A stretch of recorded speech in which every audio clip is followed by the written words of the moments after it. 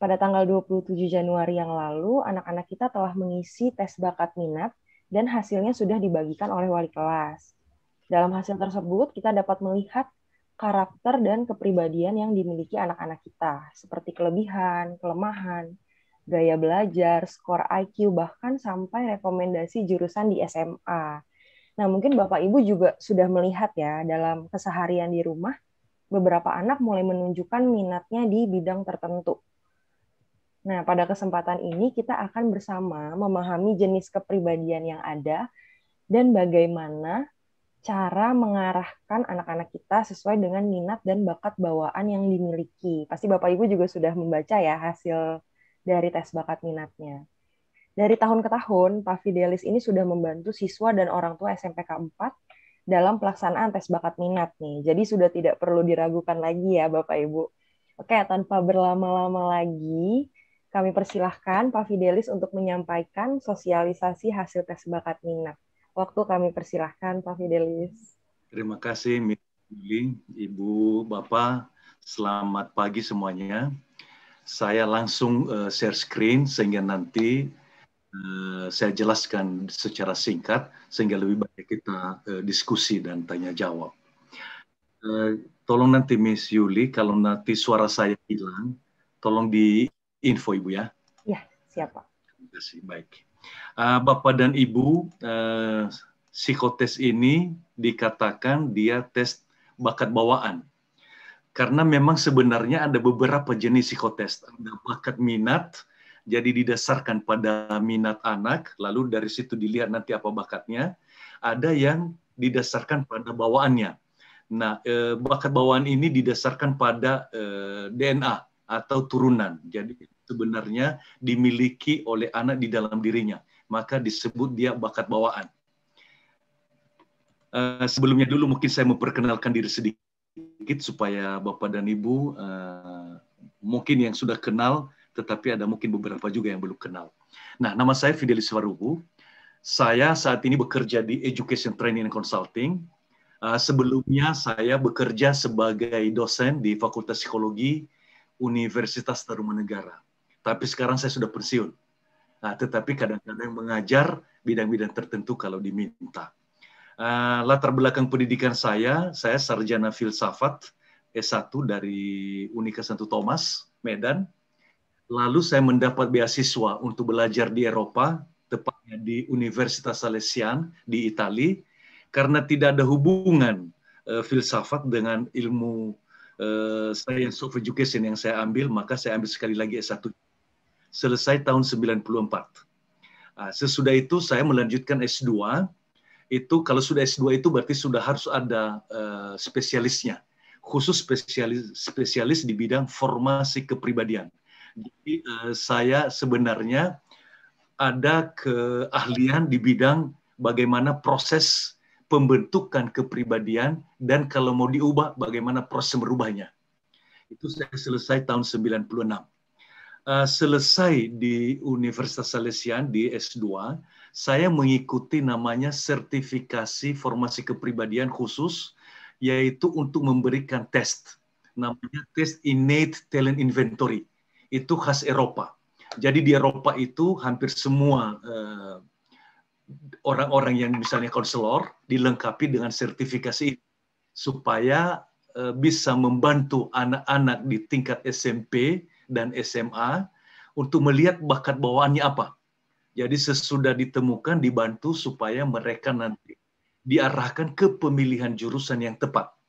Nah, jadi ini sertifikasi ini khusus untuk para formator. Jadi formator itu untuk konselor, psikolog sekolah macam itu.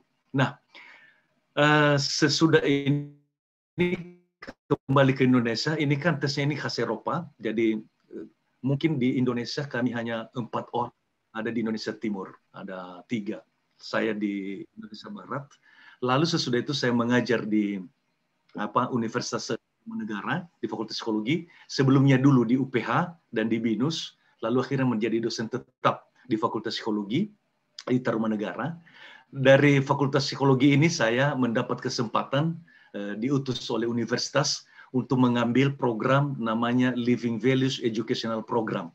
Waktu itu Universitas Tarumanegara mau melakukan namanya, kan di BINUS itu ada nilai-nilai binusian, jadi nilai-nilai BINUS.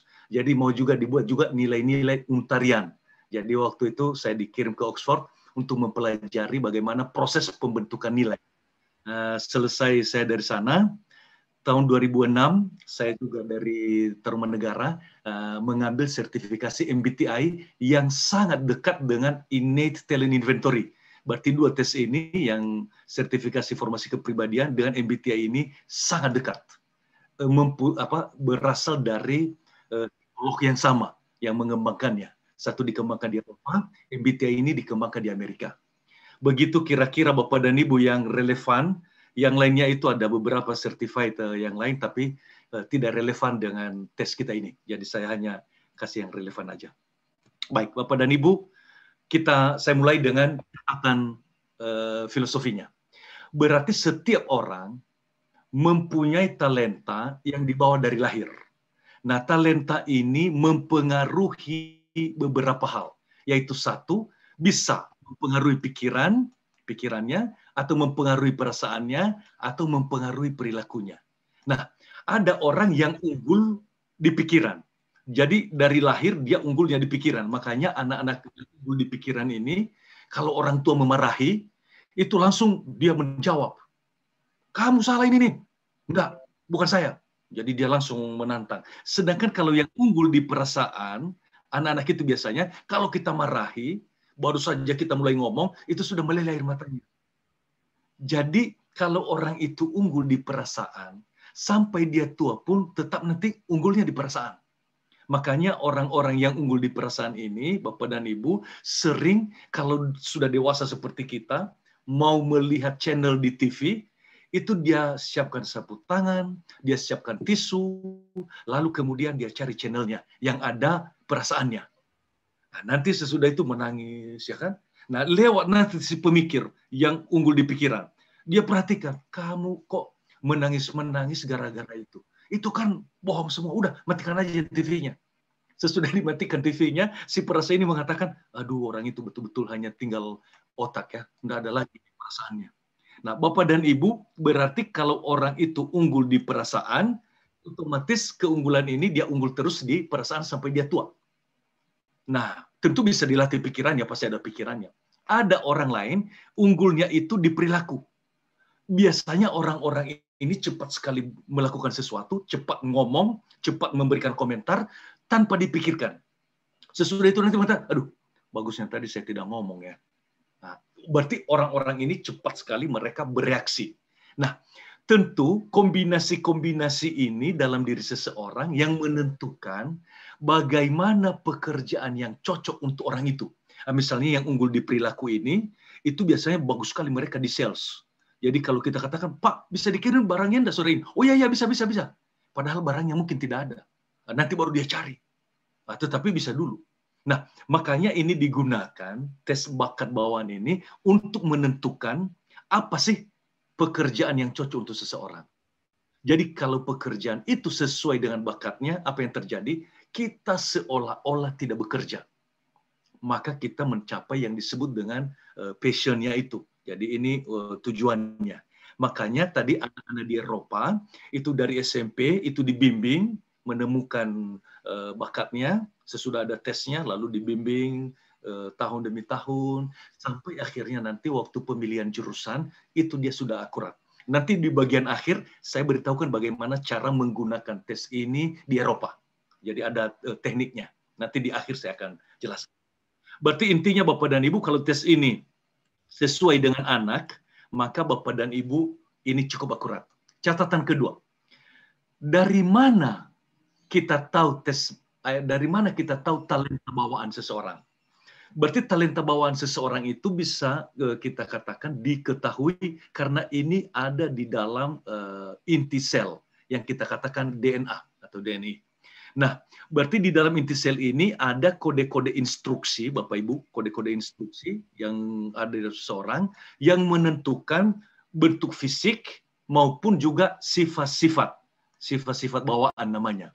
Nah, kalau misalnya kode-kode instruksi di bentuk fisik, misalnya bentuk hidung, bola mata, tekstur rambut, bahkan juga bentuk tubuh. Nah, misalnya itu ada orang yang dia itu dari bawaannya, dari DNA-nya keriting.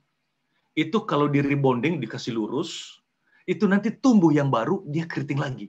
Jadi karena ada kode instruksi ini yang mengoperasikan semua sel-sel manusia. Teks rambut dan seterusnya.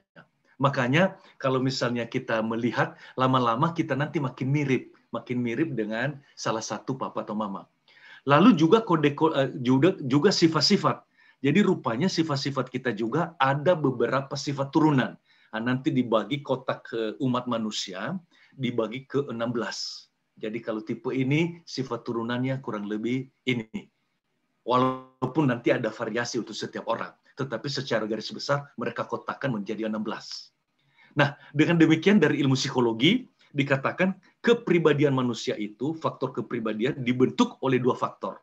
Yaitu satu faktor yang cenderung permanen, itulah faktor bawaan, dan yang kedua adalah faktor yang boleh dikatakan faktor lingkungan yang diperoleh melalui sosial pendidikan. Jadi misalnya disiplin, itu bukan bawaan. Disiplin itu adalah hasil dari proses pembentukan setiap bulan periksa mulai dari keluarga sampai ke dia pada saat ini. Jadi misalnya kejujuran, nilai-nilai moral, agama, nilai-nilai kepercayaan, itu semua bukan bawaan. Makanya kalau ada orang anak lahir kembar, satu dididik di Jakarta, satu dibawa ke Arab, lalu di keluarga Muslim di sana, itu pasti beda keyakinannya. Karena keyakinan itu masuk pada bagian faktor kedua ini. Begitu kira-kira Bapak Ibu. Nah, yang dites ini adalah faktor bawaannya, yang relatif permanen. Jadi kalau Bapak dan Ibu sudah tepat anak-anak itu dengan kotak tema bakatnya, itu sampai dia tua dibaca lagi nanti, masih akurat, masih cocok, masih sesuai. Begitu kira-kira Bapak Ibu. Nah, Bapak dan Ibu, dengan seperti saya katakan tadi itu ada 16 tema bakat bawaan. 16 tema bakat bawaan ini tolong Bapak dan Ibu lihat di halaman paling depan. Kalau Bapak dan Ibu menerima PDF, berarti di halaman paling depan, halaman pertama berarti. Itu ada 16 kotak. Dari 16 kotak itu nomor yang anak kita, anak Bapak dan Ibu, akan hilang dan diganti dengan gelarnya. Misalnya nomor 1 ini, lalu diganti menjadi the most responsible. Kalau nomor 7, nanti hilang nomor 7-nya, diganti di situ the most idealistic, atau the most idealist. Ini ada dia di, kalau halaman pertama, itu ada di sini dia, 16 tema bakat bawaan. Lihat dulu Bapak dan Ibu, karena nanti kita selalu merefer ke sana. Sehingga Bapak dan Ibu tahu, oh anaknya lagi dibicarakan di tema bakat berapa. Begitu, saya berikan kesempatan sebentar untuk Bapak dan Ibu lihat, buka sebentar file elektroniknya, sehingga Bapak dan Ibu bisa melihatnya. Nah, biasanya ada nama di bagian pertama, dan di namanya itu ada kotak 16 di sini nih. Sesudah itu ada daftar isi, dan sesudah daftar isi Bapak dan Ibu ada halaman pertama, di situ ada nama anak, Bapak dan Ibu coba lihat, dan di sini ada gelarnya. Ini kebetulan saya memang nomor 7, tipe bakatnya. Jadi the most idealist, ada dikasih situ. Di bawahnya ada catatan kecil, Bapak dan Ibu, catatan kecil ini, lalu di situ ada tingkat konsistensi. Ada di sini ini tingkat konsistensinya. Nah, Bapak dan Ibu coba dilihat tingkat konsistensinya. Saya mau menjelaskan tingkat konsistensi ini sejenak. Dari mana tingkat konsistensi ini? Jadi tes ini karena tadi saya katakan ini dasarnya dari bahasa Itali, lalu saya certified di bidang itu, saya terjemahkan, lalu saya membuat tes aslinya. Kemudian karena saya tahu orang Indonesia itu sering memilih ideal dirinya, tidak selalu dirinya yang aktual. Jadi ini maksudnya. Jadi tidak selalu dirinya yang aktual. Misalnya ada anak yang sebenarnya dia itu ekstrovert. Nah, ada pertanyaan di pertanyaan itu, apakah Anda itu A, suka ngobrol, B, suka diam? Kalau orang ekstrovert itu biasanya suka ngobrol. Nah, kalau dia pilih suka diam, berarti dia introvert.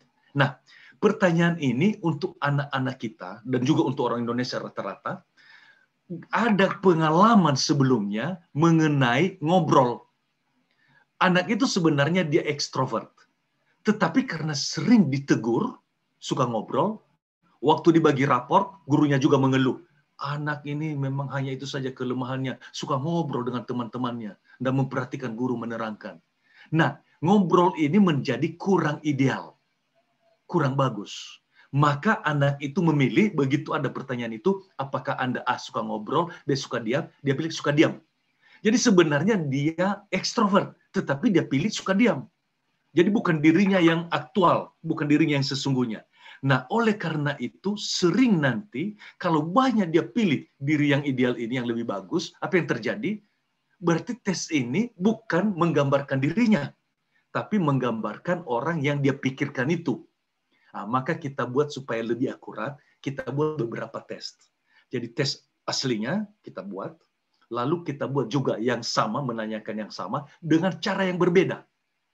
Jadi misalnya kalau suka ngobrol tadi dan suka diam, itu kita katakan, biasanya Anda senang A, pesta, B, lebih meditasi atau diam.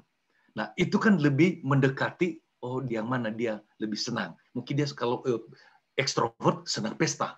Nah, macam itu kira-kira Bapak Ibu.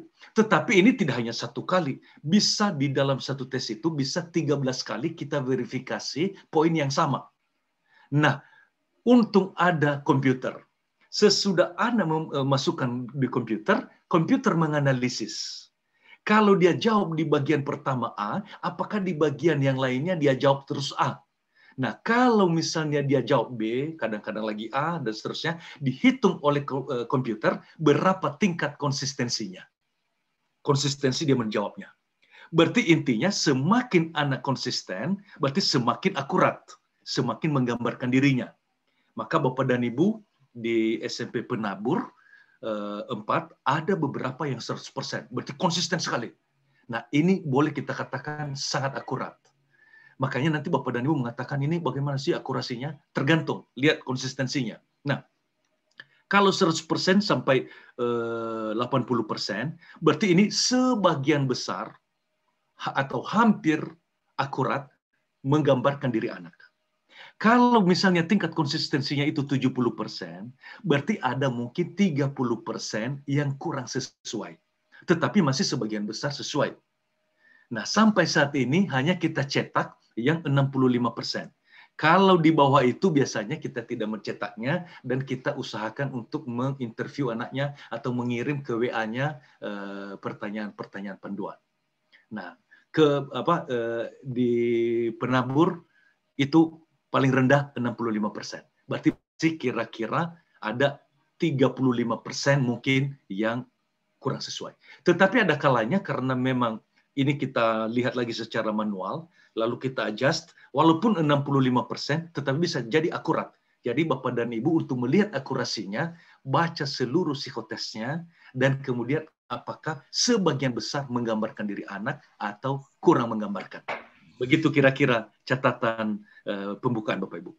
Sesudah itu saya akan menjelaskan mengenai verifikasi tes ini. Berarti Bapak dan Ibu lihat tadi kotaknya dan kita verifikasi. Langsung kita verifikasi apakah benar anaknya ada di kotak yang sesuai. Nomor 1, 2, 3, 4, 5, 6, 7, 8. Ini semua anak-anak ini adalah anak-anak introvert. Berarti itu the most responsible, the most loyal, perfectionist nomor 3, the most independent nomor 4, the mechanic nomor 5, the most artistic nomor 6, the most idealistic nomor 7, dan nomor 8 the conceptor. Ini semua adalah orang-orang introvert. Bagaimana Bapak dan Ibu tahu bahwa anak itu introvert? Saya bantu Bapak dan Ibu. Waktu TK dulu, anak-anak yang introvert ini butuh waktu untuk bersosialisasi.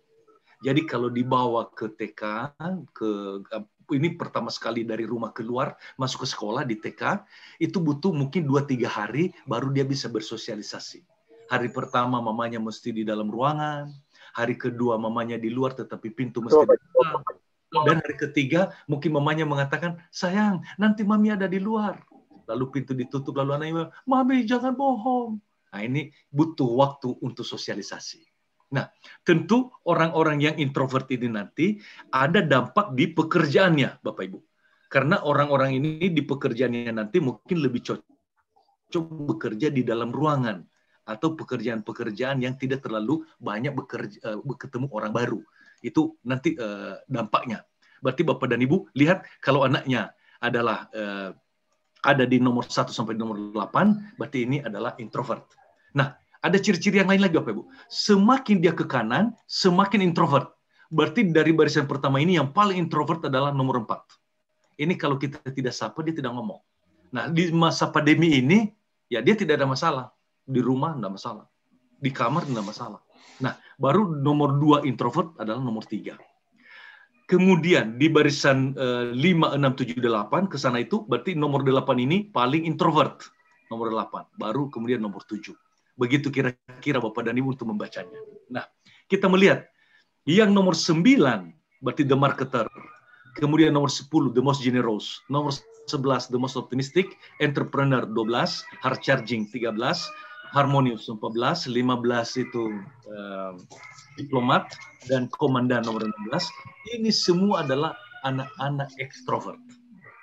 Berarti anak-anak ini dari kecil, waktu ke TK dulu, hari pertama mungkin menangis, tetapi pulang sekolah sudah ada temannya. Hari kedua sudah bisa membaur. Hari ketiga lupa dia mamanya. Jadi sudah join. Nah, berlaku juga rumusnya. Semakin dia ke kiri, semakin ekstrovert. Berarti nomor 9 dan 10 inilah paling ekstrovert.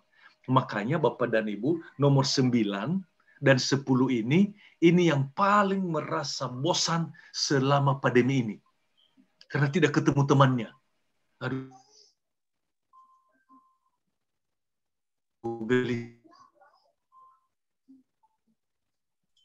Nggak jelas ya. Fidelis, maaf suaranya maunya ketemu teman.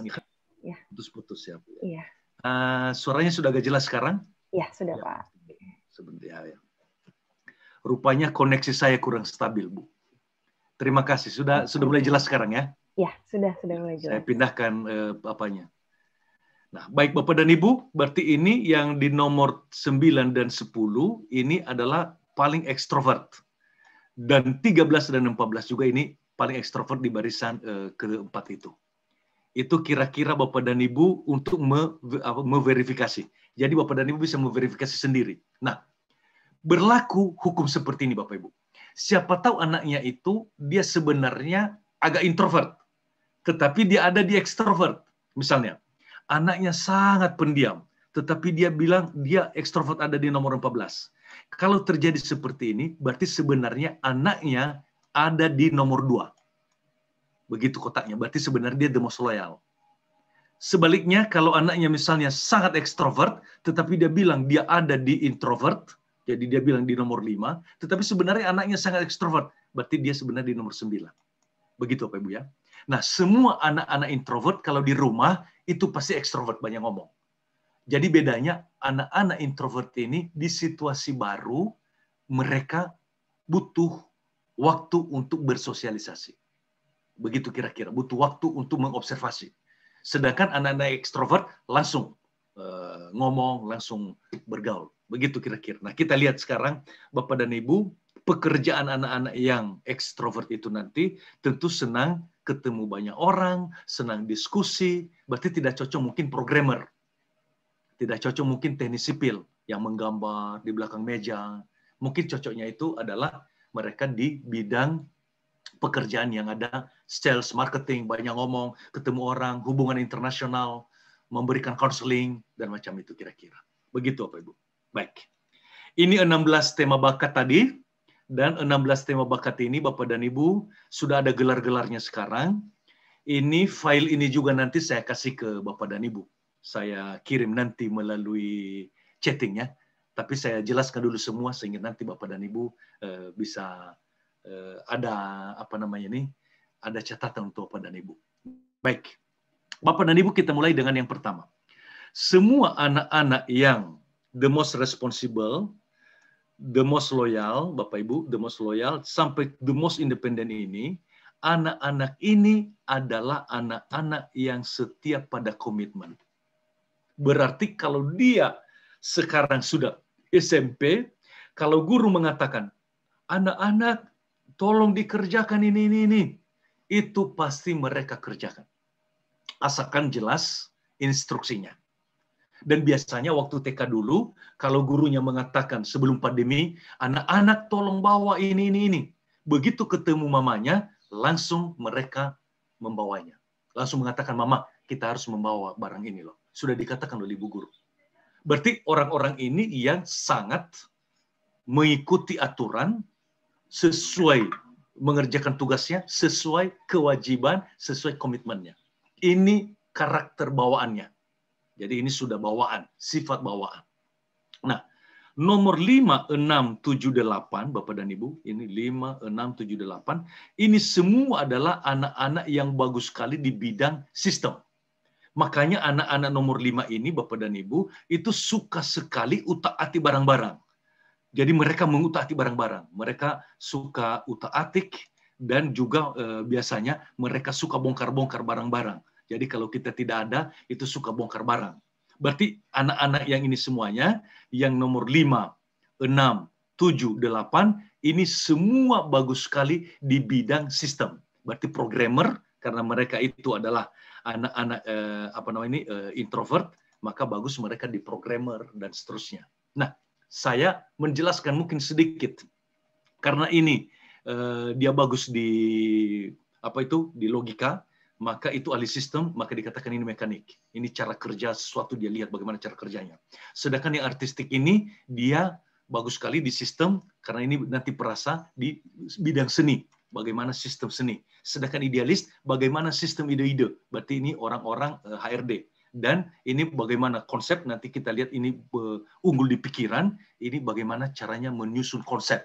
Sistem-sistem di konsep. Mereka yang membuat nanti sistem-sistem seperti Grab, sistem-sistem multi-level marketing. Nah, mereka buat sistem-sistemnya. Baik. Bapak dan Ibu, yang ketiga, yaitu nomor 9, 10, 11, dan 12, ini unggul di komunikasi. Berarti ini anak-anak yang nomor 9 sampai dengan satu baris ini, 12, ini adalah pribadi-pribadi yang suka sekali ngobrol. Suka sekali berkomunikasi dengan orang. Makanya ketika guru mengatakan, anak-anak besok tolong bawa ini, dia lagi asing ngobrol dengan teman-temannya. Jadi dia mendengar ada yang harus dibawa besok, tetapi tidak tahu persis apa. Nah, akibatnya apa yang terjadi? Besok pagi-pagi, anak-anak yang ada di nomor 1 sampai dengan 4 yang komitmen, sudah membawa barangnya. Anak-anak nomor 9 sampai dengan 12, baru dia katakan, Mama, itu harus kita bawa barang loh, yang seperti itu. Mamanya, mengapa baru katakan sekarang? Iya, baru ingat. Nah, berarti bukan orang-orang ini sebenarnya tidak bertanggung jawab, yang nomor 9, 10, 11, dan 12, tetapi mereka itu karena asik ngobrol, asik komunikasi, asik ke sana-sini, jadi mereka sering lupa. Nah, makanya di dalam pekerjaan-pekerjaan nanti di tugas-tugas, ini sering dikejar-kejar oleh gurunya. Karena lupa dia mengerjakannya. Nah, biasanya ini bisa diubah kebiasaan itu dengan membuat nanti semua anak-anak yang ada di nomor 9 sampai 12 bangun pagi-pagi, mereka langsung memikirkan hari ini apa yang harus dikerjakan, tugasnya. Lalu dibuat to-do list, dibuat daftarnya. Karena kalau enggak lupa dia, biasanya begitu. Ya, baik. Bapak dan Ibu, barisan pertama adalah ahli komitmen, barisan kedua ahli sistem, barisan ketiga ahli-ahli komunikasi. Berarti ini orang-orang sales, orang-orang marketing. Ini kira-kira. Nah, Bapak dan Ibu, yang terakhir 13, 14, 15, 16 ini adalah orang-orang yang suka mengatur orang. Kalau tidak ada orang yang diatur, barang pun diaturnya. Berarti ini manajer-manajer, suka ngatur-ngatur. Makanya nomor 13 ini, Bapak dan Ibu, kita lihat yang nomor 13 ini biasanya suka sekali ngatur orang. Jadi kalau tidak ada orang yang bisa diatur, barang diatur. Misalnya dompetnya, uang di dalam dompetnya itu diatur-atur. 100.000, 50.000, 20.000, 10.000 diurutkan, diatur. Jadi ini semua suka mengatur. Nah, waktu saya belajar dulu ini, saya tanya kepada profesor saya. Ini Profesor Gambino namanya, saya tanya. Prof, apakah ada beda laki-laki dan perempuan di barisan 13, 14, 15, 16 ini? Dia bilang tidak ada. Dari penelitian tidak ada beda. Jadi kalau dia wanita pun suka ngatur. Jadi kalau dia pria juga suka ngatur. Jadi pria atau wanita yang ada di barisan 13, 14, 15, 16 di barisan 4 ini pasti suka ngatur. Lalu ada teman saya mengatakan, lalu kalau begitu bagaimana kalau dia wanita? Apa bisa dia mengatur suaminya? Profesor saya itu mengatakan, ini sudah mereka seleksi. Jadi waktu pacaran, itu mereka lihat dulu bisa diatur enggak? Kalau tidak bisa diatur laki-laki itu, yang mereka putuskan. Cari yang bisa diatur. Berarti suami mereka yang sekarang pasti korban. Itu kira-kira. Nah, Bapak dan Ibu, berarti ini laki-laki nanti yang istrinya ada di nomor 13 sampai dengan 16, berarti itulah yang dikatakan kelompok itu, mereka itu suami-suami takut istri.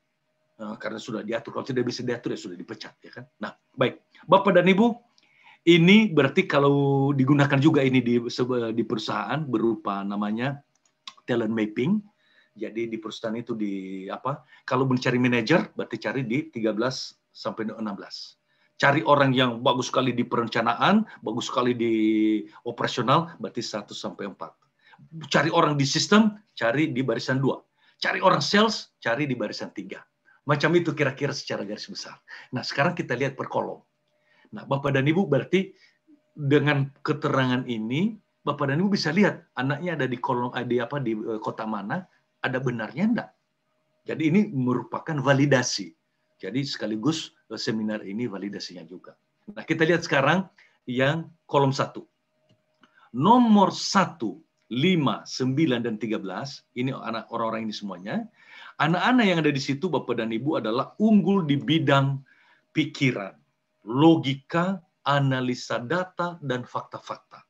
Berarti bagus sekali mereka di pikiran. Duluan dulu berpikir, baru nanti mereka merasa. Nah, karena ini nomor 1 dan 5 adalah introvert, nomor 1 dan 5, Bapak dan Ibu introvert, maka mereka ini kalau unggul di pikiran, logika, data-data, maka bagus mereka bekerja dalam ruangan. Berarti kalau di ekonomi, akuntansi. Itu jadi begitu. Kalau di fakultas hukum, berarti mereka bagus sebagai hakim. Kan lebih sendiri, ya kan? Nah, kalau di bidang teknik tadi, di bidang IPA misalnya, teknik, maka mereka bagus di teknik sipil. Hitung, arsitek, bagus, teknik mesin, begitu kira-kira. Nah, karena ini nomor 9 dan 13 ini adalah ekstrovert, Bapak dan Ibu, maka orang-orang ini otomatis kalau mereka mengambil ekonomi, berarti tidak cocok di bidang nomor 9 dan 13 ini, tidak cocok di akuntansi. Karena banyak dia ngomong. Cocoknya di mana? Sales, marketing, manajemen, dia bagus. Begitu kira-kira. Kalau dia mengambil teknik, berarti mungkin jangan mengambil teknik mesin. Terlalu banyak sendiri dia. Berarti cocok apa? Dia teknik mungkin industri, yang pergi ke lapangan, dan seterusnya. Berarti sebenarnya IPA IPS, lihat nanti di mana anaknya. Tetapi anak ini unggul di pikiran, cocok di teknik. Mungkin kalau misalnya psikologi, bisa juga. Tetapi nanti untuk mengetes saja mungkin. Untuk konseling, mungkin tidak cocok sebagai konselor. Kalaupun misalnya dia konselor, cenderung menilai orang. Kamu sih gara-gara begini. Nah, nanti takut orangnya, ya kan? Nah, begitu kira-kira. Nah, berarti Bapak dan Ibu, sekarang kita lihat gelarnya. Gelarnya ini kita lihat. Ini ahli komitmen. Dan ini adalah pikiran.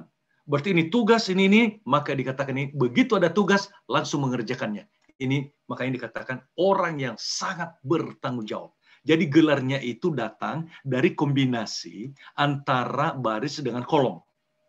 Nah, ini mekanik mengapa? Tadi ini adalah ahli sistem dan bagus di bidang pikiran, logika, analisa data, dan fakta-fakta. Nah, ini makanya dia mekanik. Jadi mekanik ini berarti bisa di arsitek. Kalau dokter bedah. Bagus sekali, sistem dia tahu yang mana saraf dan sebagainya. Begitu kira-kira dulu. Nah, sedangkan yang ini ahli komunikator, yang di sana itu tadi semua ini. Dan ini jago di pikiran. Jadi cepat dia menganalisa. Orang ini mau ini, yang ini tidak mau dia, yang ini. Maka dia jago sekali mempengaruhi orang. Maka dikatakan gelarnya marketer. Ahli untuk mempengaruhi orang. Memarketing sesuatu. Nah, dikatakan nomor 19 ini hard charging, kenapa? Karena dia suka ngatur, dia lihat yang tidak beres, langsung diatur. Makanya anak-anak yang nomor 13 ini, itu kalau tidak ada guru di dalam kelas, langsung dia berdiri, dia atur ininya, dia ngomong, dia jalan ke sana, jalan ke situ, dia ngatur ini, dia tidak bisa diam. Berarti orang-orang ini adalah orang-orang yang hard charging, baterainya tidak pernah lowbat. Dia terlibat di mana saja. Jadi begitu kira-kira energinya cukup banyak. Nah, begitu cara membacanya. Kita lihat kolom 2. Kolom 2 itu 2, 6, 10, dan 14. Keunggulannya di mana? Unggul di perasaan. Nah, Bapak dan Ibu unggul di perasaan, empati, hubungan pribadi, data-data, dan kalau ada perasaan otomatis seni, desain. Bagus sekali mereka, Bu, Bapak Ibu. Untuk melayani manusia. Maka kalau nomor 2, 6, 10, 14 mengambil jurusan misalnya atau pekerjaan dokter, pasiennya sembuh sebelum mereka menulis resep. Kenapa? Karena mereka lihat dulu yang mana yang sakit dipegang. Sudah berapa lama ini.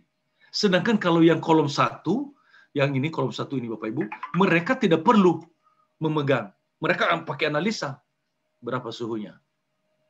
Sudah lama, udah makan obat. Sudah langsung diambil keputusan di otaknya, ya kan? Nah, jadi orang-orang itu, mengapa nanti nomor 2, 6, 10 dan 14 itu mungkin jarang mengambil jurusan IPA? Ada juga sih beberapa yang bagus ya. Karena orang-orang ini tidak begitu unggul di pelajaran-pelajaran yang berkaitan dengan pikiran, seperti matematika. Bukan mereka tidak tahu, tetapi guru matematika itu rata-rata dari kolom 1 yang bagus pikirannya. Ini begini, ini begini, ini. Sudah jelas? Dijawab oleh kolom 1, jelas Pak. Ya udah, lanjut. Yang nomor kolom 2, nomor 2, 6, 10, 14, baru rasa-rasa yang mana yang jelasnya. Sudah dihapus. Baru rasa-rasa dia. Nah, makanya kalau ada anak Bapak dan Ibu nomor 2, 6, 10, 14, bagus Bapak dan Ibu itu membantu mereka untuk menjelaskan lagi di rumah bagaimana sih supaya nanti pelajaran minggu depan sudah dijelaskan hari ini supaya bisa mereka ikutin. Karena kalau enggak mereka merasa tidak ngerti, susah. Jadi karena dia tidak mengerti menjadi dia malas. Begitu kira-kira Bapak Ibu. Nah, Bapak dan Ibu, kita lihat gelarnya sekarang.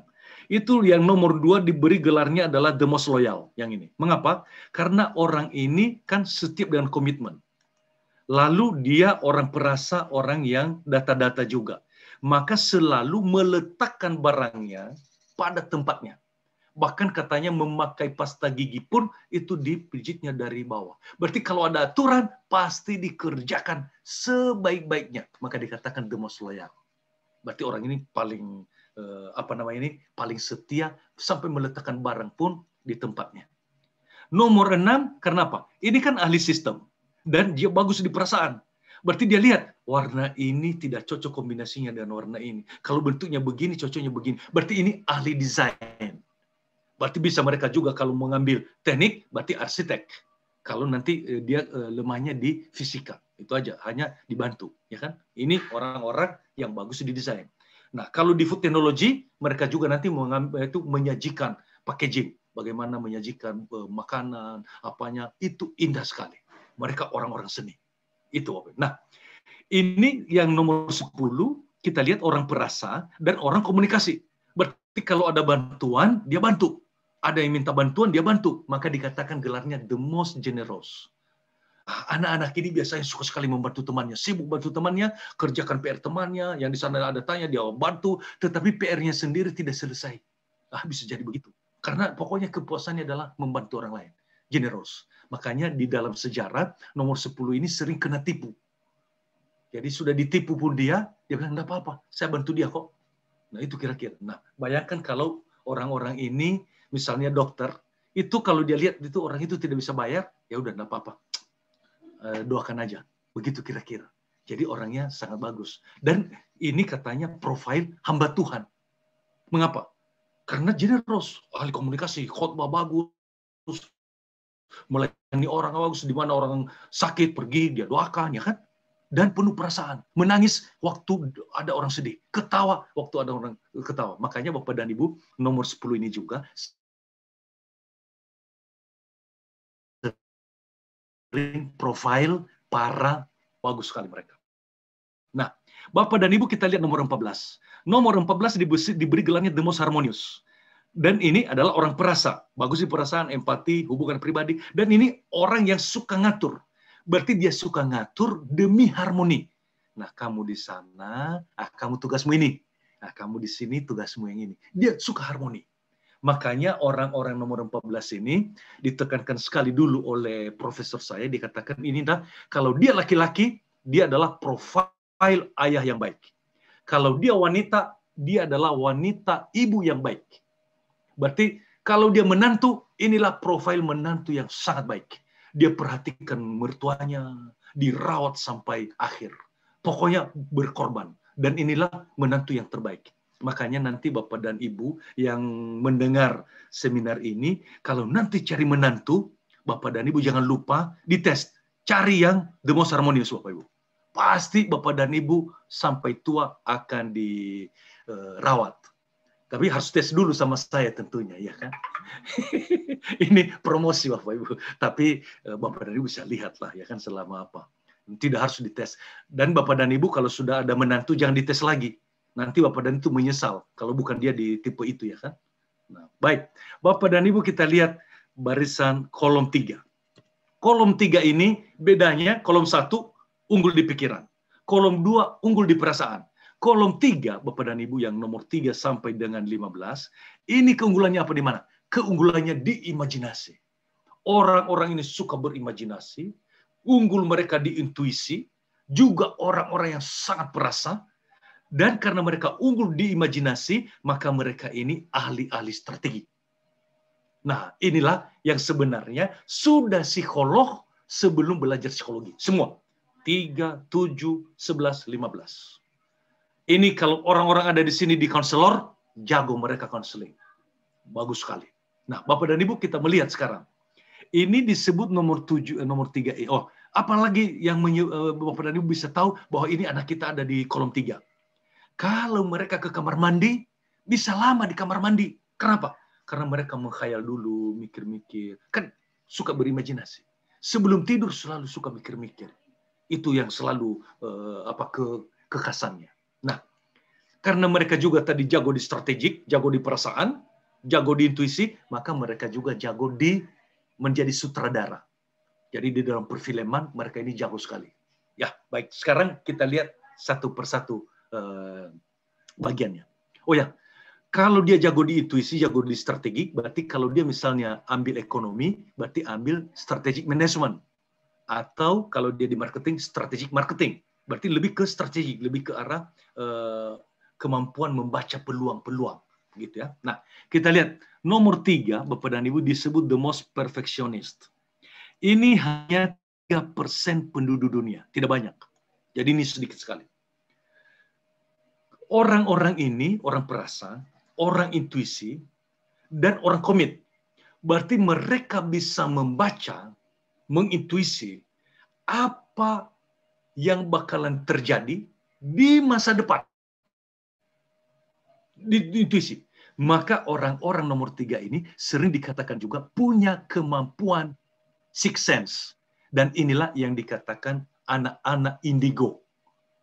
Berarti kalau misalnya di keturunan, mungkin anak-anak di nomor 3 ini, mungkin di keturunan ada keturunan Sinse. Saya tidak tahu, ada 34 rahmat yang diberikan oleh Tuhan. Macam-macam. Ada yang bisa membaca masa lalu, ada yang bisa membaca masa depan, ada yang mempunyai perana, jadi hanya dia kasih tangannya begitu, bisa saraf-saraf ikut, ya kan? Ada macam-macam. Berarti ini orang-orang yang mempunyai kemampuan healer, kemampuan healing, kemampuan menyembuhkan. Jadi kalau anak-anak ini biasanya sangat penyendiri dan mereka suka juga religius. Suka berdoa, suka meditasi, suka yoga, dan seterusnya. Nah, nomor 7 adalah disebut idealis. Mengapa? Karena ini jago sekali di intuisi, jago di imajinasi, jago di perasaan, dan dia sistem. Jadi dia tahu orang ini cocok bekerja di sini ini. Karena dia punya kemampuan ini. Berarti ini orang HRD. Kalau dia psikolog. Berarti orang ini. Nah, ada teman saya, dia direktur satu perusahaan, itu orang HRD-nya sudah tes semua karyawan, dan menurut mereka karyawan ini bagus, ranking paling atas di antara para pelamar. Lalu sama dia wawancara. Baru saja dia lihat, dia sudah memutuskan ini tidak cocok. Dan nanti karena ini tertinggi rankingnya, itu diambil oleh perusahaan lain karena direkomendasikan oleh HRD-nya. Ini bagus ini kok. Dan ternyata benar, orangnya tidak jujur. Nah, saya tidak tahu bagaimana bisa dia mengintuisi itu.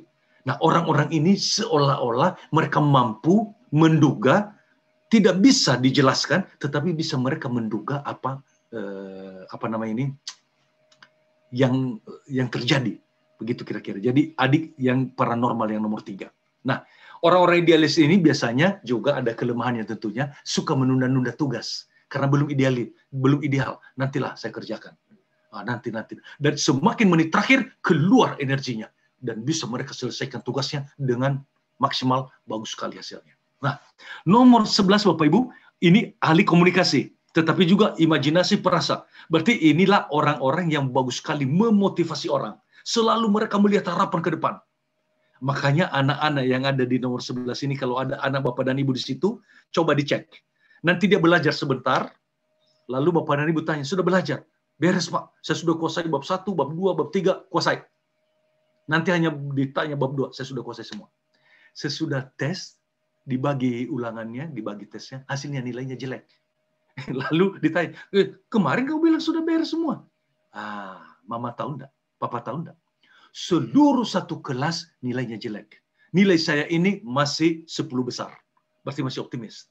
Nah, berarti ini orang-orang yang memberi harapan di mana tidak ada harapan. Berarti kalau Bapak dan Ibu ketemu dengan orang-orang ini, mereka lah ahli-ahli motivator. Berarti bagus mereka di komunikasi. Ya, jangan mengambil spesialis dokter bedah. Karena waktu di bedah itu nggak bisa ngomong-ngomong kita ke orang yang lagi dibedah, kan lagi di bius, ya kan?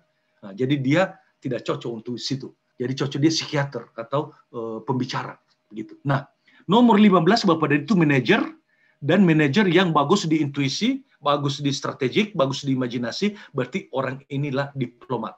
Dia tahu orang ini suka ini, orang ini suka yang ini, orang ini yang begini, maka bisa dia mencocokkan caranya. Berarti orang-orang yang di diplomat ini tidak ada birokrasi di dunia ini yang tidak bisa ditebus hanya melalui komunikasi. Supaya semua poin jalan. Dan ada satu ibu cerita ke saya, itu anaknya di nomor 15 ini, dia bilang, betul Pak Fidelis. Itu anak saya itu ada di nomor 15.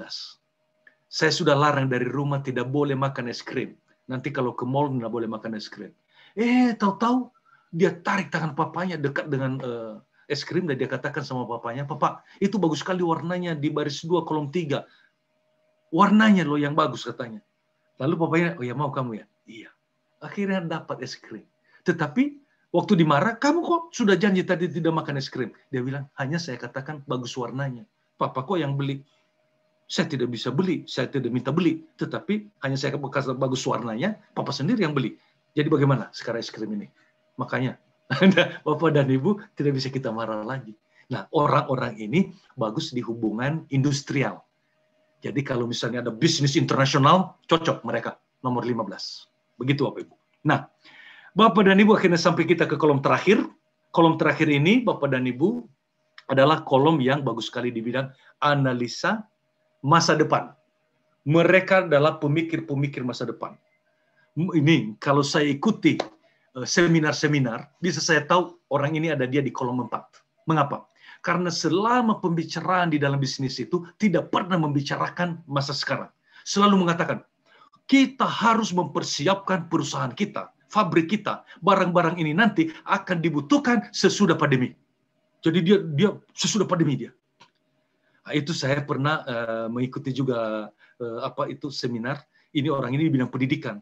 Dia bilang pandemi ini akan merubah sistem pendidikan di dunia. Ada saatnya nanti bahwa kalau makin lama pandemi ini, mungkin gedung sekolah kita tidak butuhkan lagi. Jadi yang dibutuhkan adalah guru-guru yang bisa mengajar dengan sangat menarik di depan screen. Sebenarnya gila juga ya.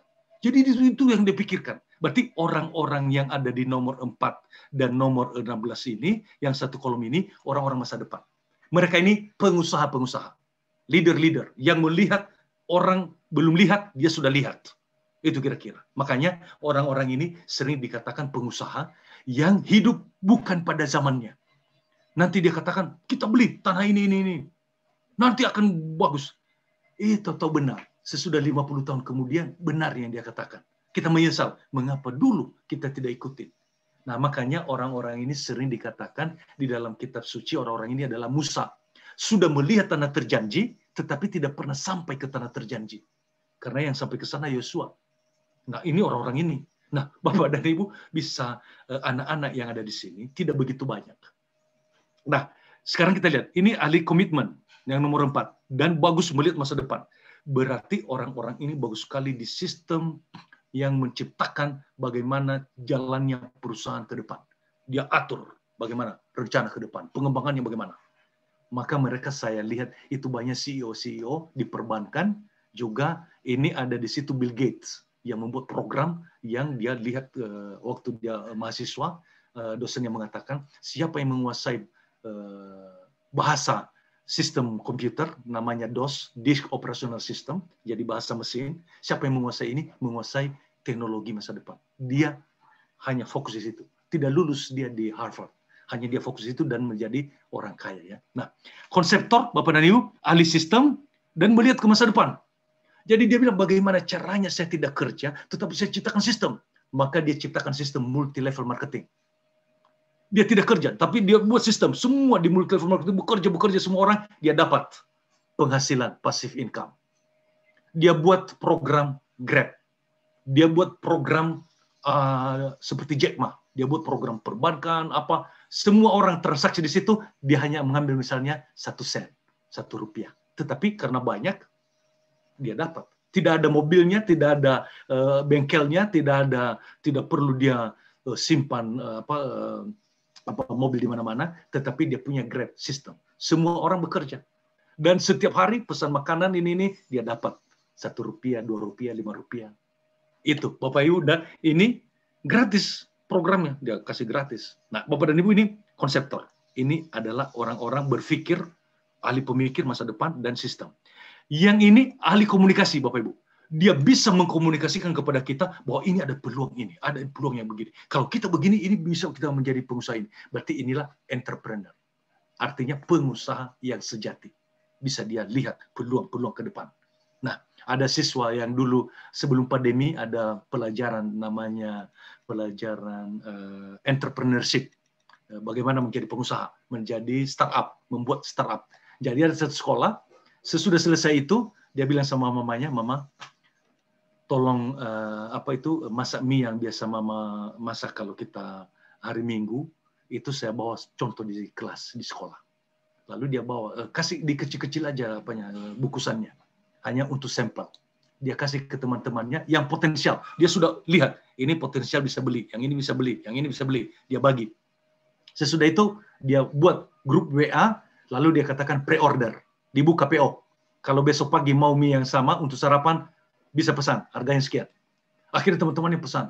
Sesudah 2 minggu, apa yang terjadi? Itu menyebar ke semua kelas-kelas yang lain, dan akhirnya terasa di kantin. Akhirnya kantin pergi ke kepala sekolah, dia mengatakan ini ada anak yang jualan di sini. Ya kan? Lalu dipanggil anak ini oleh kepala sekolah. Kepala sekolah tanya, mengapa kamu buat begitu? Itu kan tidak boleh. Dia bilang, Pak, itu kan kami baru belajar entrepreneurship. Bagaimana caranya membuat startup. Ini saya praktek. Oh iya, tetapi ini tidak boleh. Dia pikir, langsung dia putar otaknya. Pak, begini, kita kerjasama. Itu saya hitung semua modalnya, saya hitung keuntungannya, kita 50-50. 50 Bapak, 50 saya. Waduh, terkejut kepala sekolahnya. Dia bilang, benar-benar, Pak Fidelis ini nomor 12 entrepreneur. Ya kan? Nah, berarti orang-orang ini cepat sekali melihat peluang, mengkomunikasikan ke orang, dan kemudian menjadi pengusaha. Nah, nomor 16 Bapak dan Ibu, ahli melihat masa depan, dan sesudah dia lihat masa depan, dia tidak sabar untuk memikirkan orang kan manajer. Harus melakukannya. Makanya orang-orang ini disebut komandan. Jadi kalau dia sudah jelas melihat masa depan, dia akan memegang orang-orang semua, memerintahkan orang untuk menuju ke sana. Begitu kira-kira Bapak dan Ibu, dan orang-orang komandan ini, ciri-cirinya ialah tidak ada komandan yang halus-halus. kata-katanya. Jadi komandan musuh tembak. Tidak ada komandan mengatakan lihat mungkin musuh, mungkin bukan. Oh itu sudah duluan ditembak kepalanya. Gitu Bapak Ibu. Nah Bapak dan Ibu, kabar gembiranya anak-anak itu tidak pernah, atau kita semua manusia tidak pernah di kota kita. Selalu kita bisa pindah ke atas, ke bawah, kiri, kanan. Tetapi ketika kita di bawah stres, di bawah tekanan, kita kembali ke jati diri kita, ke kota kita. Misalnya, nomor 6, artistik, bisa dia ke atas, nomor 2, bisa dia ke nomor 10, generous, bisa dia ke nomor 7, idealis, bisa dia ke nomor 5. Berarti dia bisa ke kota-kotanya ini. Bagaimana dia bisa ke sana? Tergantung lingkungan. Ini yang disebut bakat level 2. Bisa lebih jauh lagi, bisa. Level 3, berarti dia ke bawah ini lagi, atau ke sana, ke baris. Berarti boleh kita katakan kalau sudah akurat, berarti bisa kita tahu pengembangan diri seseorang. Bisa dia ke atas, ke bawah, kiri, atau kanan. Begitu kira-kira Bapak Ibu. Nah, bagaimana dia kalau dia di nomor 13, sarcasing? Berarti kalau dia ke atas, marketer. Kalau dia ke samping kanan, harmonius. Kalau dia ke sini ini, berarti diputar ini Bapak Ibu. Berarti dia ke komandan. Dan kalau dia ke bawah ini, berarti dilipat lagi, berarti dia ke responsible. Nah, ini yang kita lihat di slide berikutnya ini. Begitu dia Bapak Ibu. Ini bakat level 2-nya. Level 3-nya berarti ada di nomor 15 dan ada di nomor 5. Kan nomor 1 level 2. Begitu dia kira-kira. Baik, Bapak dan Ibu, supaya Bapak dan Ibu ada waktu untuk bertanya, Bapak dan Ibu bisa lihat sekarang anaknya ada di mana. Kalau warna kuning itu, dia di kolom di dalam itu yang kuning, itu artinya anaknya genius kreatif. Orang-orang sangat kreatif. Dan orang-orang kreatif itu biasanya mudah bosan yang hal-hal yang monoton. Misalnya mengerjakan PR itu monoton. Maka sering untuk yang monoton ini mereka suka menunda. Dia kasih di bagian akhir. Nah, akibatnya menjadi kebiasaan menunda. Maka nomor yang kuning itu mereka juga suka menunda-nunda. Mereka inilah yang senang sekali membaca buku The Power of Kepepet. Semakin kepepet, semakin keluar powernya. Dan biasanya mereka itu belajar SKS, sistem kebut semalam, ya kan? Nah, yang hijau, bukan hijau itu, biru. Yang biru, Bapak dan Ibu, biru itu berarti baris 1 dan baris 4, itu adalah orang-orang yang bagus sekali di time management. Itu kalau Bapak dan Ibu janji kepada mereka, kita hari Sabtu pergi ke puncak, itu mereka sudah di otaknya, itu mesti pergi ke puncak. Kalau dibatalkan, itu terganggu sekali. Karena di otaknya sudah jelas harus mau ke sana, ya kan? Nah, berarti orang-orang ini yang ada di di barisan itu orang-orang yang sangat bagus di bidang time management, terstruktur, tetapi mereka itu cenderung kaku. Mereka itu sangat terorganisir, sangat terstruktur, tapi kurang fleksibel. Makanya misalnya nomor 1 ini, Bapak dan Ibu, kalau pergi ke restoran, itu selalu memesan makanan yang sama, tipe yang persis sama. Kalau 10 kali di restoran yang sama, mungkin 7 kali menu yang sama. Jadi sangat orangnya terstruktur. Jadi butuh nanti untuk lebih ke fleksibilitas. Baik, Bapak dan Ibu, karena tes ini ada hubungan ke SMA, supaya Bapak dan Ibu selama 3 tahun ini memikirkannya, maka diberikan macam peta. Kalau anaknya itu misalnya seperti ini, di bagian IPA ada dibuat kuning latar belakangnya, ini artinya sebagian besar dari bakatnya cocok di IPA. Tetapi yang warna merah ini, kalau dia mau mengambil yang merah ini, berarti cocok juga bakatnya di bidang yang merah ini ambil IPS. Ada juga yang hidup di bahasa. Begitu kira-kira. Berarti bukan wajib IPA. Ada orang tua mengatakan, ini Pak sudah diwajibkan ke IPA. Bukan. Ini hanya sebagian besar kalau warna kuning. Baik, Bapak dan Ibu, tes ini juga dilengkapi dengan general ability. General ability ini adalah tes yang dikembangkan dari Raven. Jadi menggunakan struktur untuk melihat kemampuan orang sesuai usianya. Jadi Raven itu dulu yang menciptakan pertama sekali tes IQ di Prancis. Nanti dikembangkan lagi tes itu sampai ada tes yang 1 hari. 1 hari tes IQ bisa. Itu biasanya skalanya yang 1 hari itu 160.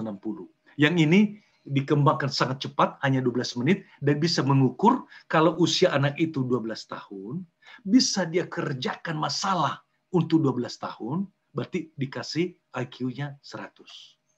Sesuai usianya. Nah, kalau usia anak itu 12 tahun, bisa dia kerjakan untuk anak 13 tahun, maka ditambah 10, berarti 110. Kalau usia anaknya 12 tahun, bisa dia mengerjakan untuk 14 tahun.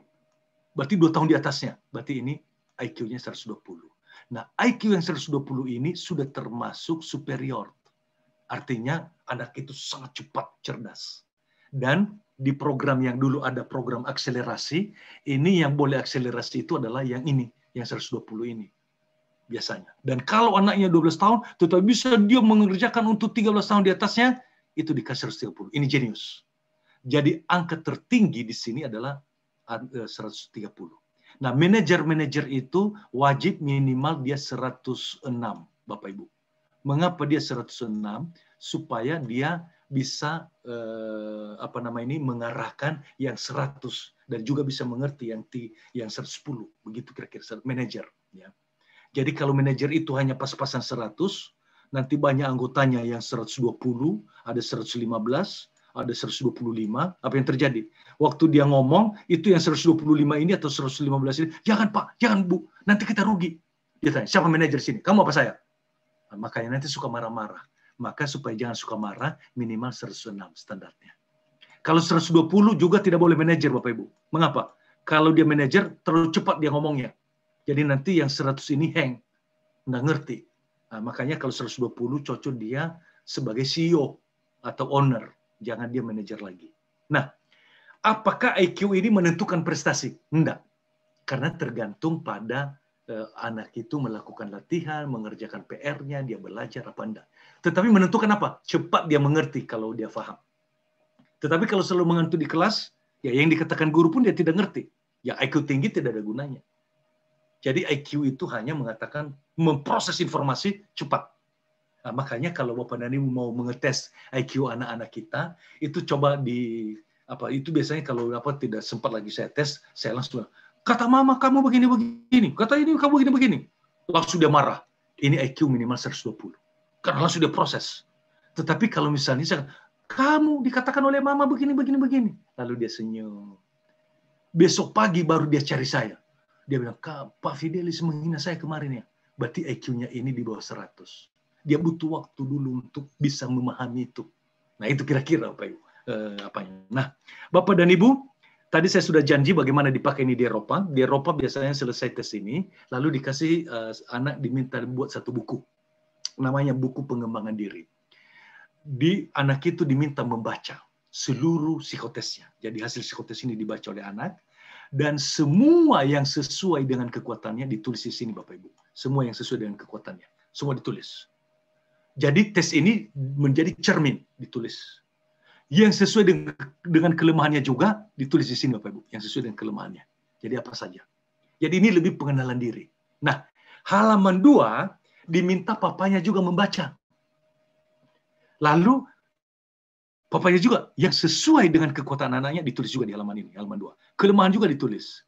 Ini namanya sistem Johari Windows. Ada yang saya tidak tahu, tetapi orang lain tahu kepribadian saya, kekuatan atau kelemahan saya. Nah, dibaca juga oleh mamanya di halaman 3, ditulis juga. Di halaman berikutnya, gurunya juga baca, dikasih juga lah. Nah, anak sesudah itu melihat sekarang.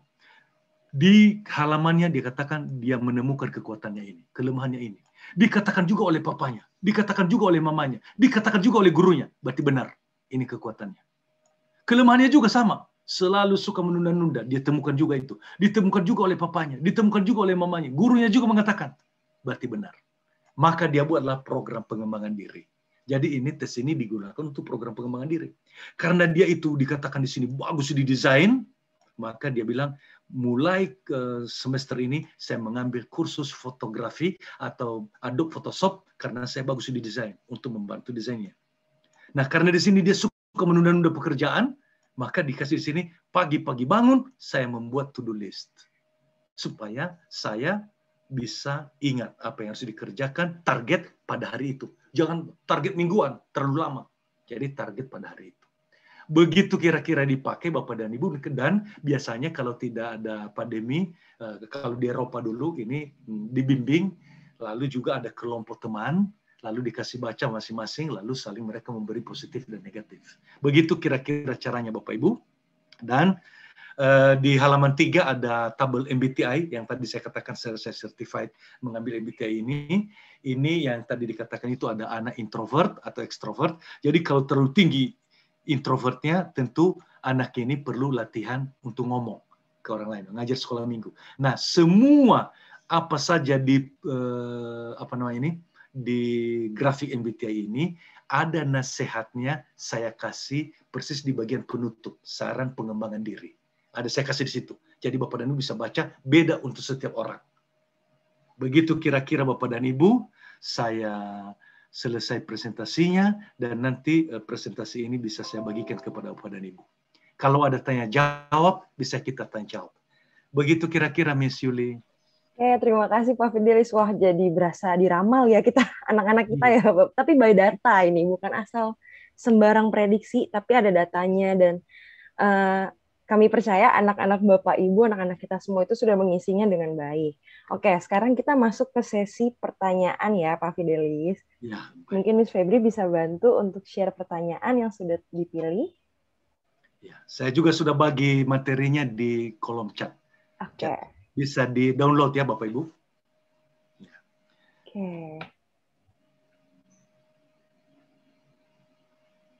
Nah, ini ada pertanyaan dari Felix Tamin. Ya, pagi Pak. Ini sepertinya nama muridnya ya, Felix ya. Pagi Pak, kalau 60% artinya belum mencerminkan anaknya ya Pak? Langsung saya jawab Ibu ya. Ya, sebenarnya bisa jadi mencerminkan. Tolong dibaca ciri-ciri umum, ciri-ciri khusus, kekuatan, kelemahan. Kalau bisanya itu cocok 80%, berarti ini juga cukup akurat. Biasanya begitu ya. Oke, berarti harus dibaca. Jadi dibaca. Lagi. Kalau banyak tidak cocok, mungkin yang cocok aja yang diambil. Berarti gunakan yang teknik Eropa tadi. Nah, ya jadi membantu. Oh ini cocok yang ini. Begitu kira-kira. Tapi pasti ada yang cocok ya. Oke, betul. Berarti dibaca lagi ya, dipahami lagi penjelasannya. Lalu pertanyaan kedua, bagaimana dengan ambivert Pak? Tengah-tengahnya nih ya. Iya, ada. Ada ambivert itu, tetapi selalu seperti kita ada dua tangan. Ada tangan kiri, ada tangan kanan. Semua orang itu ada yang lebih dominan. Misalnya kalau saya dominan tangan kiri, kidal. Jadi saya lebih kuat kalau misalnya memaku sesuatu di tembok, itu lebih kuat tangan kiri saya. Tetapi kalau saya menulis, karena sudah dilatih saya oleh saya justru tidak bisa menulis dengan tangan kiri. Saya bisa menulis dengan tangan kanan. Karena dari dulu saya dilatih. Tetapi saya berlatih lagi tangan kiri saya ini juga. Jadi sekarang sudah sama-sama bisa sekarang. Nah, ini ambivert. Tetapi ada 0,1% lebih dominan. Jadi antara introvert, extrovert, pasti ada yang dia lebih dominan. Hanya terlatih oleh lingkungan. Nah, misalnya banyak mungkin orang tua sebenarnya dia introvert. Saya introvert. Tetapi banyak orang mengatakan saya ekstrovert karena cara ngomongnya cepat. Tetapi banyak juga orang yang sadar saya sebenarnya mikir dulu baru ngomong. Terlambat apanya. Tetapi karena terlatih di bidang yang saya kuasai, saya biasanya cenderung cepat ngomongnya. Tetapi kalau yang saya tidak kuasai, itu mulai aslinya.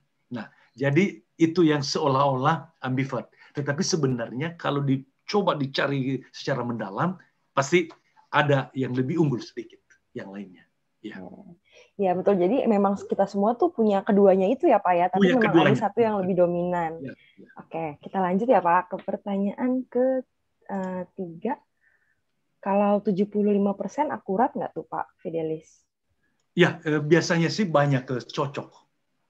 Mulai 75 itu kalau kita baca itu banyak sekali cocoknya biasanya. Oke, 75% berarti masih dibilang akurat ya, Bapak Ibu. Oke, lanjut. Tapi tentu ada 25% mungkin yang agak kurang. Jadi Oke, makanya berarti yang tadi ya Pak masih bisa dipengaruhi oleh bakat yang level 2 itu ya, iya, iya. lingkungan. Oke, pertanyaan selanjutnya. Anaknya di nomor 11, tapi pas TK dan SD seminggu pertama selalu nangis. Itu bagaimana ya? Mungkin kemungkinan dia di 7 kalau dia di 11. Jadi naik ke atasnya. Nah, berarti mungkin itu yang kurang apanya. Jadi tapi orang-orang ini biasanya tidak terlalu ekstrovert sekali. Nah, kalau nomor 11 itu sangat ekstrovert. Nah, tetapi hampir sama nomor 7 itu dengan nomor 11 suka menunda-nunda pekerjaan.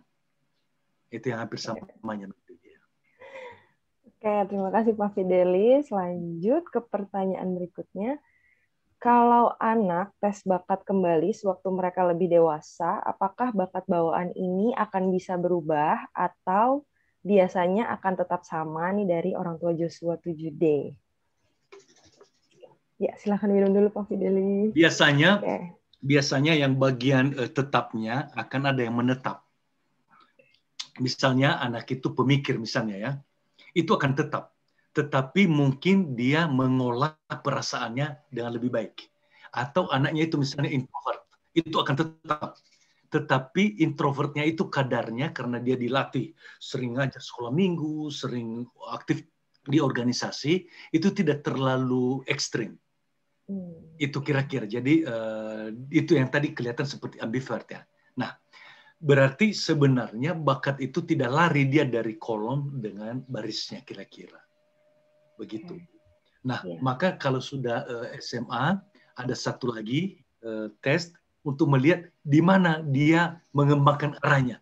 Karena semakin saya pakai tangan kanan saya, otomatis tangan kiri saya tidak begitu kuat. Makin kuat tangan kanan saya. Berarti kalau bakat anak itu sesudah dia latih, tadinya itu di nomor 11, tetapi dia sering mungkin belajar menulis, kemudian mendesain membuat membuat video, membuat imajinasi, banyak komputer coding dan seterusnya. Dia mungkin lebih ke arah 7. Kalau 11 tadi 7 dia karena ke arah introvert. Nah, berarti ini dia lebih dites lagi, bisa dilihat arah, oh dia lebih ke arah sana. Maka pemilihan di perguruan tinggi mungkin agak yang tadinya itu komunikasi, kan itu nomor 11 itu komunikator. Itu mungkin tidak disarankan lagi, tetapi disarankan mungkin web design, bagian-bagian desain, arsitek, macam itu. Jadi begitu perubahannya. Tetapi tidak berubah sampai sangat sangat bertolak belakang. Asalkan sudah cukup akurat. Begitu kira-kira, Miss Yuli. Oke Pak, berarti di beberapa tahun ke depan tetap harus tes lagi ya, mungkin nanti untuk kebutuhan. Untuk melihat, tetapi ya untuk melihat kalau anaknya belum jelas apa yang dia harus pilih, untuk memastikan ya bisa ya. Ada untuk SMA beda sedikit tesnya. Untuk mahasiswa dan karyawan lebih beda lagi. Itu namanya ada TSF. Oke. Gitu. Oke, terima kasih Pak Fidelis. Lanjut ke pertanyaan selanjutnya. Dari orang tua Nadia 7A. Ya, anak-anak cenderung akan berubah minat seiring waktu. Ya. Umur yang terbaik untuk ikut tes bakat minat agar hasilnya mencerminkan hasil yang paling mendekati minat anak di usia berapa, Pak Fidelis? Ya, tes ini minimal usia 12 tahun. Karena di usia 12 tahun itu sudah semua sistem saraf otaknya sudah matang. Jadi kalau kita tes di bawah usia itu mungkin kurang akurat karena belum berkembang secara sempurna saraf-saraf di bagian otak. Nah, sama seperti pohon. Kalau kita identifikasi pohon, maunya sudah muncul semua dulu daunnya. Baru bisa kita tahu, oh ini kopi, ini coklat, dan semuanya. Jadi kalau masih belum muncul, baru mulai tunasnya atau apa, itu tidak bisa kita identifikasi. Nah, manusia itu mencapai kematangan sistem saraf otaknya di usia 11 tahun akhir. Berarti usia 12 tahun itu sudah bagus. 12, 13, 14 sudah bagus sekali. Begitu kira-kira, Ibu. Oke, Pak Fidelis. Jadi memang hasil dari tes bakat minat tadi seperti yang Pak Fidelis bilang itu memang tergantung dari anak mengisi juga ya, apa adanya atau enggak. Semakin dia mengisi apa adanya dengan jujur gitu, nah itu akan semakin mencerminkan. Oke, pertanyaan, mungkin 3 pertanyaan terakhir kali ya, Miss Febri ya.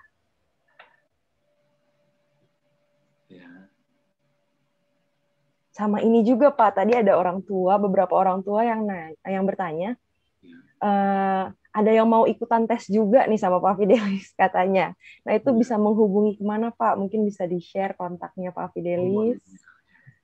Itu di bagian file yang saya kirim di chat, itu ada nomor telepon handphone saya di bagian akhir. Saya, Ibu ya sebentar. Kelihatan layar saya, Bu? Iya, kelihatan, Pak. Nah, di bawah itu ada nomor WA saya. Itu 081295200715. Oke, ini juga sepertinya kontak Bapak sudah ada di hasil tes yang dibagikan ke orang tua ya, Pak ya? Ada di hasil tes ya, ada di hasil tes. Oke, ya Bapak Ibu yang mau tes mungkin atau mungkin ada adiknya, kakaknya mungkin ya yang belum tes, atau mungkin Bapak Ibu sendiri dan teman-teman Bapak Ibu sekalian boleh silakan langsung menghubungi Pak Fidelis ya. Nah, oke Pak, kita lanjut lagi ke pertanyaan selanjutnya.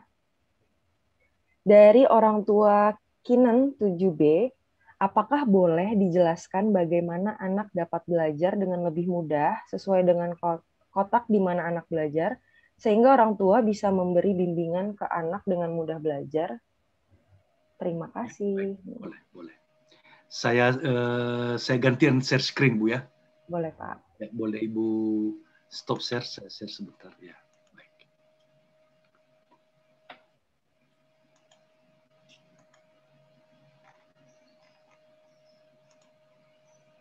Ini hanya garis besar aja. Sebenarnya di setiap anak itu sebenarnya sudah ada di halaman berapa ya? Sudah ada sebenarnya. Tapi ini garis besar aja. Nah, anak-anak yang ada di kolom ini, Bapak Ibu, di kolom 1 dan 2, di kolom 1 dan 2 ini, anak-anak yang ada di sini ini, kolom 1 dan 2, itu belajar lebih cepatnya kalau diulang-ulang. Jadi kalau dia sudah mengerti konsepnya, lalu diulang. Nah, paling bagusnya itu kalau dia membaca misalnya, dilatih fokusnya. Jadi dia baca satu alinea, lalu sesudah itu dia berhenti dulu. Apa isinya? Nah, belum tahu, baca lagi satu alinea itu lagi. Sesudah tahu, belum tahu juga, baca lagi. Nah, sesudah dia tahu dengan kata-katanya sendiri, dia tulis dengan kata-kata sendiri. Ini yang 2 kolom ini. Sesudah itu yang dia tulis ini, itu otomatis melengket di otaknya. Besok pagi, itu dia review sebentar. Nanti mungkin sesudah 5 hari lagi, dia review lagi. Kalau sudah 14 kali dia review, itu informasi yang tadi bersama dengan informasi-informasi yang lain, pelajaran yang lain, itu otomatis terintegrasi di dalam otaknya. Dan dia mungkin tidak lupa seumur hidup.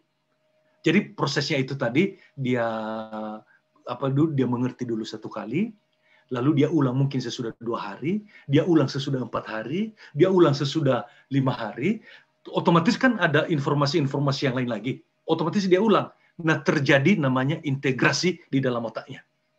Nah, itu cara untuk nomor 1 sampai 2 kolom ini. Sedangkan kolom 3 dan kolom 4 yang ini, itu bagus kalau dia buat mind mapping. Nah, jadi dia buat ini, nah itu topiknya yang ini. Lalu itu dijelaskan apa penyebabnya. Lalu penyebabnya dia buat poin-poinnya aja. Nah, lalu dia imajinasikan, oh ini. Lalu penyebabnya, kalau prosesnya bagaimana? Hasilnya ini. Nah, dia buat mind mapping. Sesudah itu mind mapping ini dia kadang-kadang lihat. Sesudah 2 hari dia cek lagi, oh ini. Nah, ada informasi yang lain lagi, oh rupanya itu begini. Lalu dia lihat lagi yang berikutnya, apa yang otomatis melengket di kepalanya. Nah, ini untuk ke semua pelajaran. Untuk bahasa, kalau bahasa itu berlaku yang namanya Bapak dan Ibu, karena bahasa itu tidak bisa dibuat begitu, harus diulang-ulang vokabularinya melalui membaca novel. Jadi kata-kata itu bisa dia ulangi lagi. Nah, Kalau untuk kedokteran ada bahasa Latin, tidak ada novel bahasa Latin. Ya kan, ke bahasa-bahasa Latin itu semua. Berarti ini harus dia buat 5 bahasa Latin, lalu 5 artinya di satu kertas kecil, lalu 5 artinya di belakang, lalu itu dia kantongi. Kalau satu hari itu kadang-kadang dia ingat lagi, dia lihat lagi dan seterusnya. Jadi ini harus sering diulang karena tidak bisa diintegrasikan di otak. Karena bahasa Latin itu berdiri sendiri dia. Nah, kalau belajar bahasa yang lain ada kalimat, ada apa.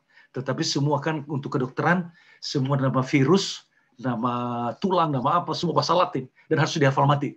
Jadi itu mau tidak mau, itu caranya. Berlaku untuk seluruh kolom. Begitu secara umum. Nah, secara pribadi masing-masing, di situ ada gaya belajar. Nah, coba dibaca, dilihat, oh ada di situ diuraikan secara detail. Setiap orang. Begitu kira-kira, Billy. Oke, terima kasih Pak Fidelis. Penjelasannya sangat detail. Nah, mohon maaf nih Bapak Ibu ya, karena waktunya terbatas. Jadi mungkin satu pertanyaan terakhir lagi ya Pak Fidelis ya. Baik, Ibu. Ya. Oke. Boleh tolong di-share pertanyaannya, Sir? Oh ya, baik. Saya lihat ya di mana. Oh iya Pak Fidelis, sepertinya materi yang di-share di chat beda ya sama yang di... Oh beda ya? Mungkin... Saya cek dulu kalau begitu. Ya. Saya cek. Oke, Pak. Materi yang lain juga mungkin saya apa ya?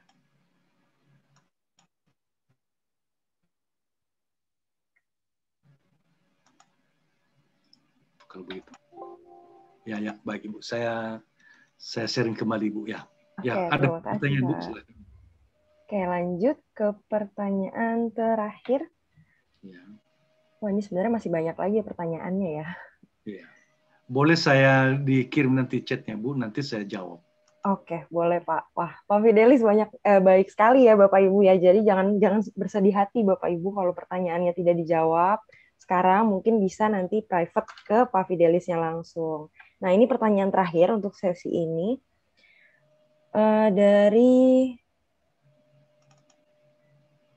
Kalau yang orang tua Lukman tadi mungkin sudah dijawab ya, apa yang menyebabkan nilai tes IQ anak bisa berubah nilainya dengan bertambahnya usia karena lingkungan itu tadi dan seiring berjalannya waktu dia berlatih seperti apa, itu bisa mempengaruhi. Lalu dari Pak David Santoso, ya Pak Fidelis, hasil analisa anak saya disebutkan kurang cocok dengan sekolah tradisional yang terlalu banyak teori dan kurang kegiatan karena karakter dia di nomor 10. Komunikator dan IQ-nya superior, jadi bosenan. Ya, bisa dijelaskan sekolah yang cocok seperti apa, Pak? Biasanya anak-anak di nomor 10 itu mereka cepat sekali belajar kalau banyak melakukan kegiatan.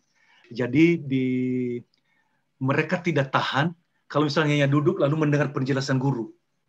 Itu bisa mengantuk 5 menit. Jadi mereka itu maunya ada kegiatan, ada apa nama ini? Kalau dijelaskan konsep ini, langsung dijelaskan contohnya. Satu konsep mungkin 2-3 contoh. Begitu caranya. Nah, kalau dia belajar di sekolah tradisional, maka nanti anaknya yang mengambil inisiatif untuk memahami konsep itu. Dia cari konsep contoh-contohnya di YouTube. Udah, dia search saja di YouTube. Karena begitu dia mengerti contohnya, itu konsepnya otomatis melengket di kepalanya, teorinya. Nah, biasanya anak-anak di nomor 9, 10, itu mereka itu eksperimen dulu, baru sesudah itu mereka yang membuat teorinya. Biasanya seperti itu. Jadi mereka melakukan dulu, baru dapat teorinya. Itulah mereka inilah yang mempunyai moto, learning best by doing. Jadi mereka melakukannya, disitulah cara belajar. Nah, di sekolah-sekolah kita mungkin banyak teori dulu, baru nanti ada soal-soalnya. Nah, jadi mereka itu satu konsep, maunya ada satu contohnya, 2, 3, sehingga dia mengerti. Nah, anak-anak itu karena mereka itu kurang contoh-contoh, ketika ulangan biasanya, hanya diputar saja ulangannya, diputar aja sedikit, dia sudah bingung. Nah, makanya bagus kalau dia banyak melihat contoh, bisa dilihat dari sudut ini, bisa dari sini, bisa dari sini, bisa dari sini. Nah, nanti dia dapat poinnya. Itu nomor 9 dan 10. Biasanya begitu. Dan mengantuk kalau terlalu lama saya ngobrol. Ya, Oke. Berarti kalau misalkan gaya belajar itu masuknya ke gaya belajar kinestetik ya Pak Fidelis ya? ya betul Bu, kinestetik ya. Yang Mereka itu lebih banyak kinestetik dan visual. bergerak. Ya, Oke, kinestetik dan visual. visual ya. Oke. Oke, terima kasih banyak Pak Fidelis sudah membantu kami untuk sharing hasil dari tes bakat minat anak-anak kami. Nah, mohon maaf sekali Bapak Ibu karena waktunya juga sebetulnya masih ada ya beberapa menit agak lama, tapi berhubung Pak Fidelis juga harus mempersiapkan diri untuk di jam 10 akan ada sesi seminar berikutnya. Dan kami juga akan menyampaikan beberapa pengumuman yang cukup panjang. Jadi pertanyaannya berakhir sampai tadi, yang terakhir. Sisanya Bapak Ibu silahkan menghubungi Pak Fidelis langsung ya. Malah sepertinya lebih enak ya Pak, lebih Ya, leluasa baik, ya. untuk bertanya ya secara private ya. Ya, Oke, baik. silahkan dihubungi di kontak yang sudah ada di hasil tes bakat minat anak Bapak Ibu sekalian. Halaman pertama itu ada emailnya, nomor WhatsApp-nya, silahkan dihubungi. Oke, bagi Bapak Ibu juga yang mungkin mau bertanya seputar anak-anak di luar tes bakat minat, bisa bertanya kepada kami, guru BK SMPK 4. Kalau kelas 7 bilingual, bisa menghubungi Bu Murni di nomor 0812 8457 8731. Ada WA-nya juga Bapak Ibu. Lalu untuk yang kelas 7 nasional, bisa menghubungi saya, Miss Julie, di nomor yang tertera 0899 0974 838. Feel free Bapak Ibu untuk menghubungi kami. Kami selalu menyediakan waktu jika Bapak Ibu mau berkomunikasi dengan kami. Oke, selanjutnya Bapak Ibu silakan mengisi form evaluasi. Ya, bisa langsung scan barcode.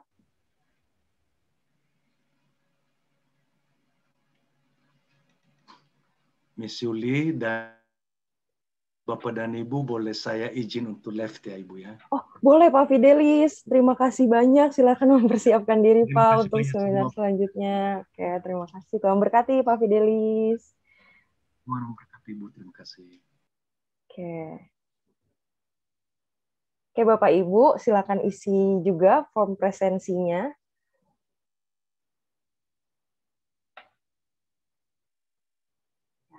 Nanti mungkin kalau misalkan ada Bapak Ibu yang kelewatan, saya juga akan share melalui wali kelas supaya Bapak Ibu bisa mengisi juga ya setelah acara ini selesai. Oke, selanjutnya ada beberapa pengumuman. Oke, pengumuman yang pertama, SMPK 4 akan mengadakan kelompok kepedulian orang tua atau KKO topik 2 pada hari Sabtu tanggal 17 April 2021. Nah, bagi Bapak Ibu yang belum tahu KKO ini apa, KKO itu seperti parenting class gitu ya Bapak Ibu ya. Jadi nanti kita sesama orang tua akan sharing bagaimana kita menghadapi anak-anak kita di usia perkembangan remaja awal. Nah, nanti pada KKO topik 2 temanya adalah berjalan bersama. Acaranya dimulai pukul 9 sampai pukul 11. Oke, selanjutnya pengumuman kedua. Wah, ini menarik ya. Saya akan mengumumkan pemenang Parents Project KKO Topik 1. Jadi untuk Bapak Ibu yang mengikuti kegiatan KKO Topik 1 lalu, itu ada kegiatan Parents Project Bapak Ibu. Nah, di situ Bapak Ibu diminta untuk memposting kegiatan Bapak Ibu bersama keluarga gitu ya. Nah, pemenangnya ini akan mendapatkan voucher OVO senilai Rp100.000. Nah, ada satu pemenang yang akan saya umumkan hari ini. Boleh, Sir, di next. Nah, selamat untuk Bapak Richard dan Ibu Eva, orang tua dari Rich Evan kelas 7D. Satu-satunya pemenang nih untuk Parents Project. Adakah Bapak Ibu? Hadirkah di sini Bapak Richard atau Ibu Eva? Oh, Miss Eva ya? Bukan Ibu Eva saya ya. Bukan saya ya, Miss Julie. Okay. Kebetulan sama. Kebetulan wali kelasnya namanya sama ya. Iya. Oke, kalau tidak ada mungkin nanti bisa diwakilkan ya. Bukan hadiahnya untuk Miss Eva, bukan ya. Tapi diwakilkan nanti mungkin saya bisa minta kontaknya melalui Miss Eva supaya bisa dikirimkan voucher. Oh, ada. Oke. Halo Ibu. Ibu Eva. Oke, nggak bisa di-unmute ya Ibu ya. Sebentar ya. Oke. Sudah bisa. Oke, nah. Halo Ibu. Halo, Miss. Apa kabar Ibu Eva? Baik, Miss. Puji Tuhan baik, selamat ya untuk Ibu Eva dan keluarga mendapatkan voucher OVO senilai Rp100.000. Ibu bisa tolong share nomor Ibu ke chat personal ke saya di Zoom ini. Nanti saya akan mendata ya. Iya, Miss. Oke, terima kasih banyak Ibu Eva. Tuhan berkati selalu. Salam untuk semua keluarga. Salam juga untuk anak-anak di rumah. Sehat selalu ya Ibu. Terima kasih. Sama-sama. Oke, untuk Bapak Ibu yang lain yang belum mendapatkan hadiah, jangan berkecil hati karena lagi-lagi nih ya, kalau ikut KKO tuh banyak keuntungannya Bapak Ibu. Ini ada tantangan lagi nih ya, untuk membuat video challenge hanya bagi orang tua yang mengikuti KKO topik 1 lalu. Jadi orang tua yang mengikuti KKO topik 1 lalu boleh membuat video testimoni tentang KKO topik 1, lalu memposting di akun Instagram Bapak Ibu disertai dengan hashtag KKO topik 1 P4, hashtag aku bangga P4, dan hashtag seru di P4. Maaf Ibu, ini bukan Bapak Ibu, ini bukan seri di P4 tapi seru ya, saya typo sepertinya. Oke. Seru di P4. Nah, mungkin bisa di screenshot supaya Bapak Ibu ingat ya rules-nya seperti apa. Lalu follow dan tag akun Instagram @smpk4penabur dan @bk.smpk4penabur. Ya Bapak Ibu, silahkan buat video testimoni tentang KKO topik 1 sekreatif mungkin. Paling lambat kami tunggu sampai tanggal 16 April, 1 hari sebelum KKO topik 2. Ya, untuk Bapak Ibu yang lain yang belum berkesempatan, silahkan mengikuti KKO topik 2 ya Bapak Ibu, dicatat tanggalnya 17 April 2021, karena nanti masih banyak lagi hadiah untuk Bapak Ibu yang mengikuti kegiatan tersebut.